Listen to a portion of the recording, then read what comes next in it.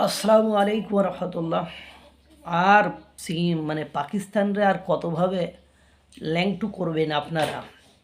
ভারত পাকিস্তানের একেবারে উলঙ্গ করে ফেলেছে।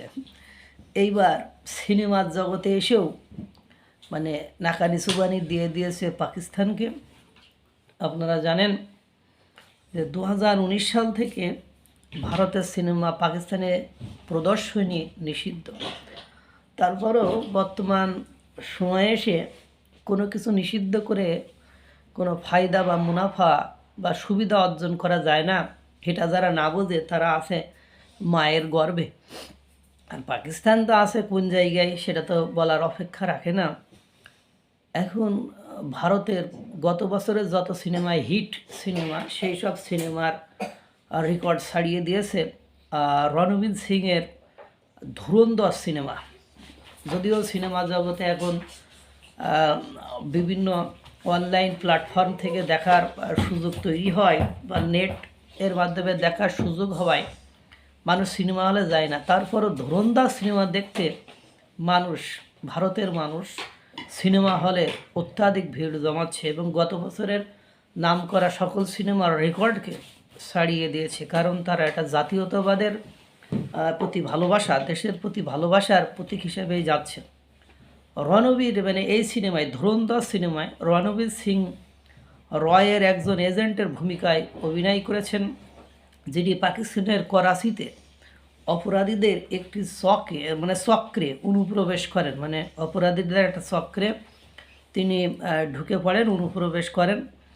সিনেমাতে 1999 সালের বিমান ছিনতাই, 2001 সালে পার্লামেন্টে হামলা এবং 2008 সালের মুম্বাই হামলার মতো স্পর্শকাতর ঘটনাগুলোকে কাল্পনিক প্রেক্ষাপটে সাজানো হয়েছে। অর্থাৎ পাকিস্তান ভারতের কাছে একটা বড় আন্ডা ছাড়া আর কিছুই না। এটা অনেকবারই প্রমাণিত হয়েছে, আপনারা এটা জানেন। এই যে সর্বশেষ যে যুদ্ধ, 4 দিন ব্যাপী যে যুদ্ধ, অপারেশন সিঁদুর দিয়ে যে ভারত পাকিস্তানকে নাকানি সুবানি দিয়েছে, সেটাতে আপনারা দেখেছেন। এই সিনেমায় দুই পারমাণবিক শক্তিধর রাষ্ট্রের কয়েক দশকের শত্রুতাকে সামনে নিয়ে চলে এসেছে। যে কয়েক দশকের যে শত্রুতা ছিল, সেই শত্রুতাকে সামনে নিয়ে চলে এসেছে যে এদের ভিতরে কী শোকেন। তারপরে ওখানে পাকিস্তানের বেনজির ভুট্টোকে গুলি করে হত্যা নিয়ে সমস্যা দেখা যায়। এতে করে করাচির একটি আদালতে মামলা করে পাকিস্তানের পিপলস পার্টি পিপিপি। 2019 সাল থেকে পাকিস্তানে ভারতের সিনেমা নিষিদ্ধ হলে ভিপিএনের মাধ্যমে সেখানে জনগণ সিনেমা দেখে থাকে। আপনারা বুঝতেই পারছেন, অর্থাৎ পাকিস্তানকে নাজেহাল নাস্তানাবুদ এটা তো অনার্গল করেই যাচ্ছে। এটা বলার অপেক্ষা রাখে না।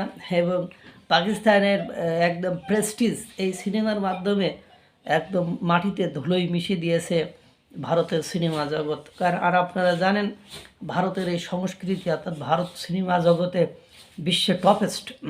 তাদের হলিউডের যে সিনেমা, সেগুলোকে এরা হার মানিয়ে ফেলে, এরকম একটা অবস্থা। কারণ সংস্কৃতি আর ক্রিকেট, সিনেমা জগৎ আর ক্রিকেট জগতে ভারতের জনপ্রিয়তা অনেক শীর্ষে। সুতরাং এই সিনেমা পুরো বিশ্বে পাকিস্তানের একটা